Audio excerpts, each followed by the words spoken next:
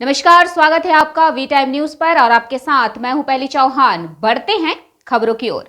Sachin police station से महज 500 metre दूर दिन दहाड़े लूट की कोशिश।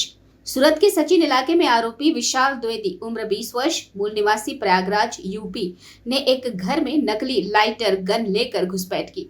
आरोपी ने शिकायतकर्ता अरुण सिंह वाशिया और उनके परिवार को पिस्टल जैसे लाइटर गन दिखाकर धमकाया और लूट की कोशिश की।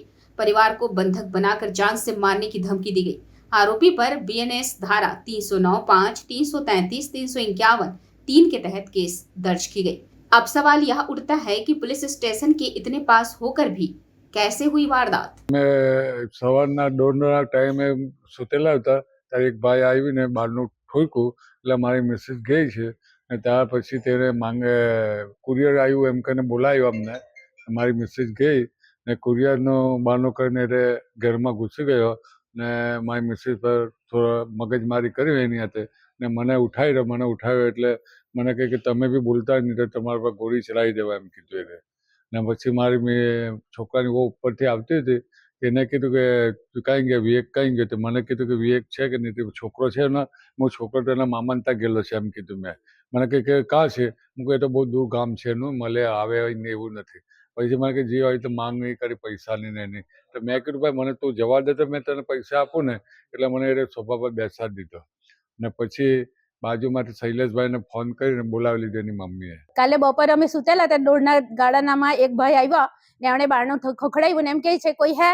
એટલે મેં અંદર બહાર નીકળીને જોઈને તે કે विवेक है? तो मैंने बोला कि नहीं है। तो उसने बोला कि कुरियर है। तो मैं कीधु दे दो। तो उसने बोला कि वो तुम्हारी उसकी वाइफ है। तो मैंने बोला हाँ है।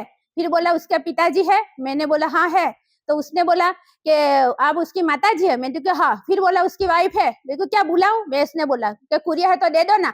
तो उसने गन निकाली। फिर मैंने को बोला कि चिल्लाना मत, ये तो गोली चला दूंगा। पहला तो मैं बहुत घबराई गई કે આ તો મને ગોળી મારી જ દેવાનો। પછી મને ભગવાને હું શક્તિ આપી એટલે પછી મેં એને ઉપર ગુસ્સો કર્યો કે ખબરદાર જો મારા ઘરમાં આવ્યો તો તારા તાટિયા ભાંગી નાખીશ, હું તને તારે મારી પાસે હો બંદૂક છે, હું તને ગોળી મારી દઈશ મેં કીધું। એટલે એ પછી છે ને કે चिल्लाना मत नहीं तो गोली चला दूंगा। गोली से मैं बहुत डर गई। मेरे हस्बैंड को मैंने बुलाया, हस्बैंड ने बूम पाड़ी કે ઉઠો ઉઠો કોઈ આપણા ઘરમાં ભરાઈ ગયું।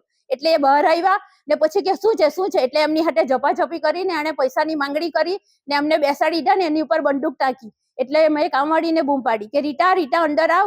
એટલે રીટા કે હું થયું માસી? મેં કીધું કે કોઈ ભરાઈ ગયેલો છે, તું પાછળથી માણસને બોલાવી લાવ। એટલે બધાને બોલાવી લાવી તો એક માણસ અંદર આવ્યો, બીજા બહાર ઉભા ને પેલી કામવાળીને ને પેલાને કહે કે તું જો કોઈ બોલી ને તું બહાર નીકળ, નહીં તો તારા પર ગોળી ચલાવી દેવા।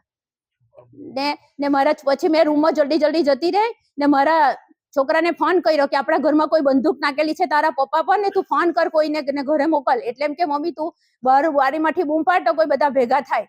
એટલે પછી એને શૈલેષ કરીને છોકરો આવ્યો ને એ જેવો આવ્યો ને તેવો જ આ બહાર નીકળો ચોર। એટલે મેં એને બૂમ પાડી કે શૈલેષ પકડ, આ ચોર છે। એટલે પછી એને પકડી લીધો એને। वी टाइम न्यूज के लिए सचिन से अंकित दुबे की रिपोर्ट।